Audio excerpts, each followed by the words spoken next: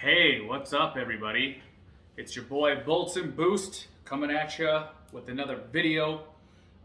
This video is going to be about the market on our favorite JDM cars. As you all are aware, I recently purchased a 2004 Fairlady Z in Japan.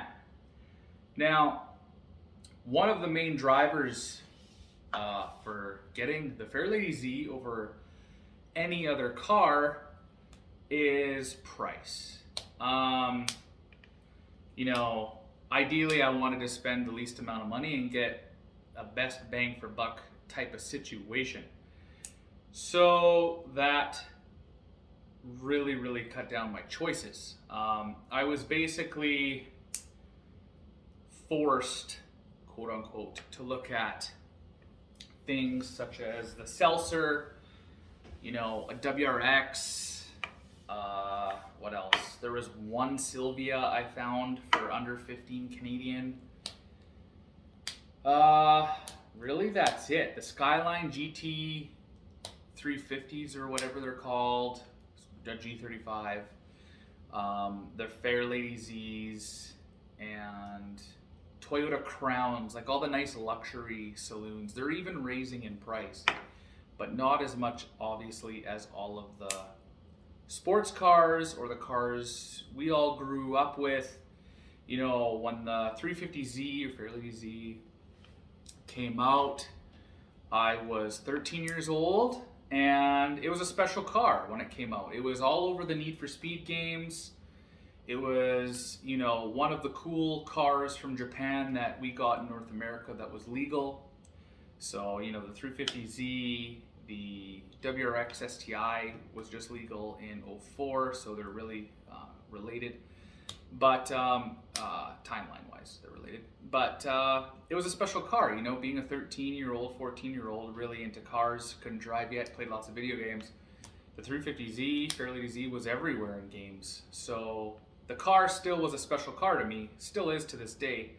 I always wanted one, but obviously there's a long list of cars I would have bought or purchased before it. For an example, I bid on an RX-7 FD the night before, and the same morning I decided to get the 350Z. That same car was $40,000 US. So market's crazy, guys. I always could spend the money on $40,000, $50,000 and a Supra RX-7, but I just don't want to have that much money tied up in a right-hand drive. So I purchased my 350Z for about 7,000 Canadian to my door. I could not find any other car besides, like a super saloon type car, meaning a Toyota Crown or a Seltzer. And like I said, even those are shooting up in price right now. So I do think that the 350Z will appreciate in price. I already cannot find 350Zs for what I paid for them. And I may just show you guys the invoice that I am paying for my 350Z, just to show you what other costs are involved when you order a car from Japan. So let's get onto the computer. I'm going to show you guys a couple of cars that we all love and enjoy, and maybe it's your dream car, and we'll see what they're going for right now, just because, like I said, the markets are just absolutely ridiculous right now. So without further ado, let's jump on and let's check out some cars. All right, guys, so this is my main website I go to. I know a lot of people have been asking me, where do I get my cars, where do I shop, where do I get my information? I don't always get my cars from this website, but this website is a really good test for the market per se. The prices you find here are, like I said, they're pretty much aligned with the market. Sometimes you will find better deals on here, but sometimes you'll find better deals in the auction. So this is what I used to buy my 350Z, and you just make an account. It's really simple. All right, we're all signed in here. It's a pretty self-explanatory system. So let's just jump right into 350Zs here, and let's check out some Fairladies and see what everything's going for here. So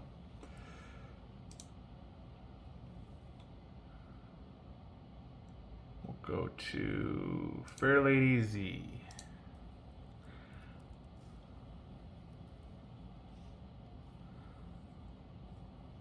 Well, there's a new one.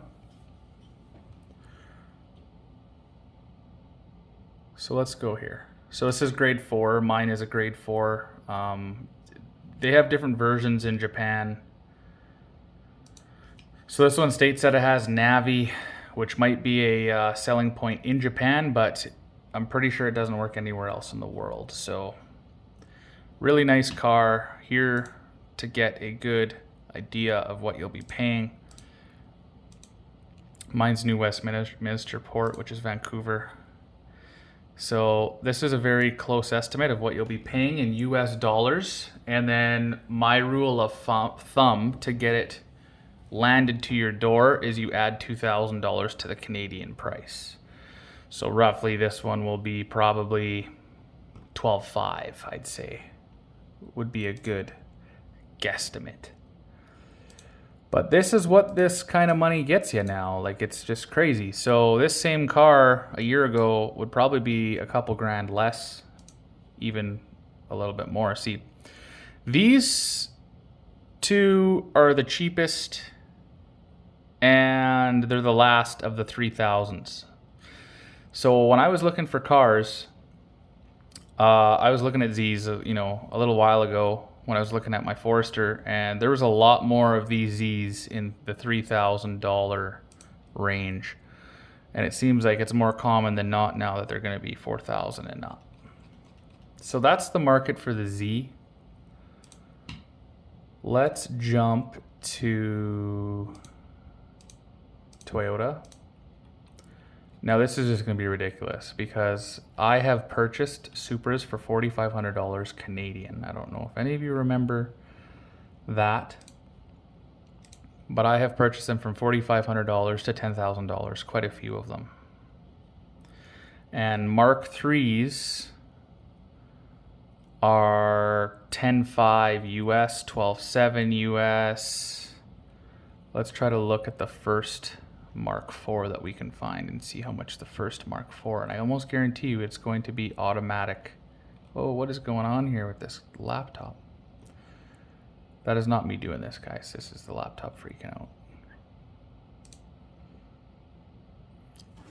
So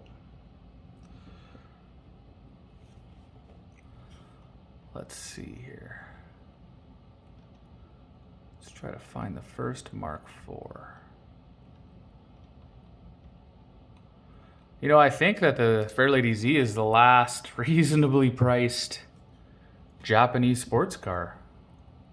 I mean, you're going to find odds and ends here and there that are good deals, but the main market, like, look at this. 28,000 US for a Mark III Supra. Here is the first Mark IV I have seen.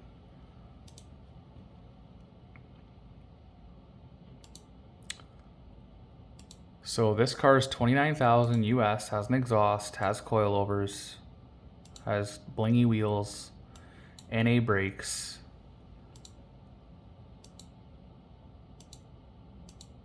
And it's an NA. It is manual though. 29,000 US dollars for that. And it just goes up from there, right? It's craziness. Ooh, target top. Okay, so here's two more. So this one doesn't even show a price. Whoa, look at the mileage. 313,000 kilometers. Oh, there's the FOB price. $30,000.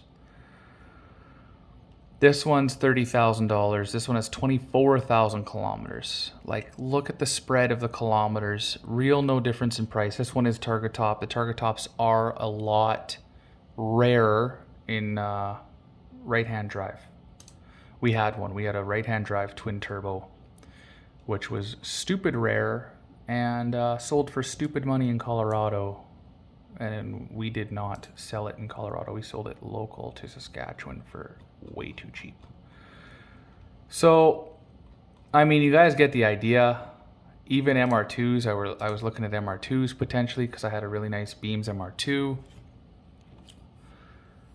So 13.6 for the old style. I'm not a huge fan of the old style. 10,000 US. So here's the cheapest SW20.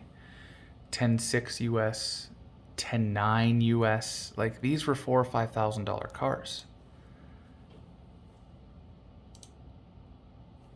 Let's go to Mazda. Just to show you guys. I remember me and my buddy Andrew picked up a FD RX-7 automatic for $4,000 probably 8 years ago. This one's a right-hand drive, automatic transmission, 101,000 kilometers, and it is $23,400 estimated total price to port. So RX-7s are just grossly inflated as well.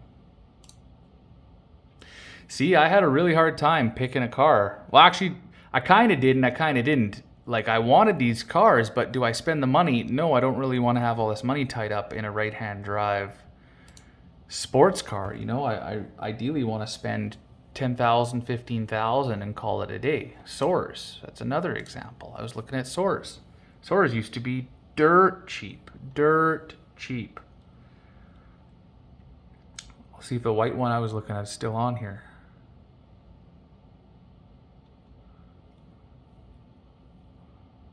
So this one's an NA2J car because it's a 3 liter. 10,000 US. And the white one I was looking at doesn't look like it's on here anymore, but Soars are through the roof. Oh no, I think the white one is right here. Hug Inc. is the company, or Hug Inc. 9,800 US, 160,000 K, and this one has a really big dent on the rear quarter panel. What's another one? Let's look at I'm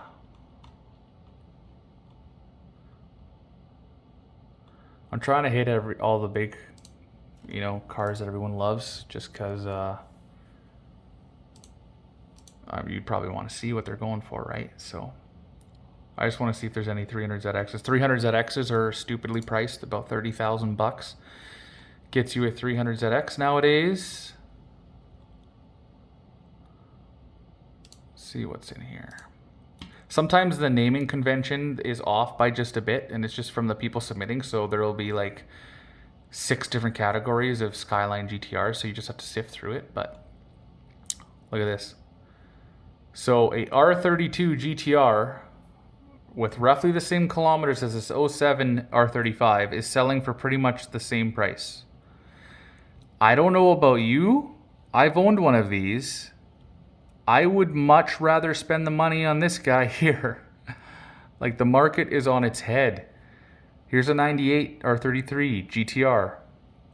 64,000 US dollars. That, or how about a 2007 for the same price? Like, there's just lunacy. This market is lunacy right now. Let's go, we're still in Nissan. Let's go to, we'll see if there's any decent Silvias. Like I said, I found one that was under 10,000. It was an automatic. I almost bought it. So these are NA, obviously.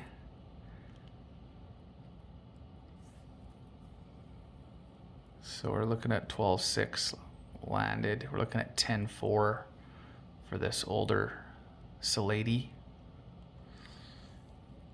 Right? Like these used to be like $4,000, $5,000, $6,000 cars landed.